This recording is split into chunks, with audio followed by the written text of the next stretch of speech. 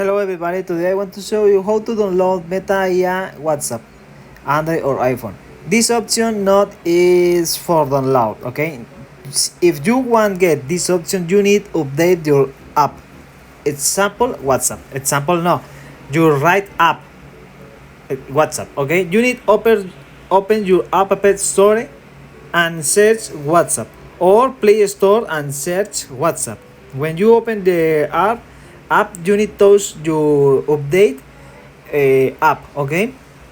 When you finish your update app, can you see the Meta IA option in your WhatsApp app? Now if you live in example Europe or Latin, can you not have this option for now? This option is enabled use USA and Mexico maybe, okay? This is all for this video. If you was anything, can you write in the comments? Sorry for my bad English, I want to try learn speak English. See you later, have a good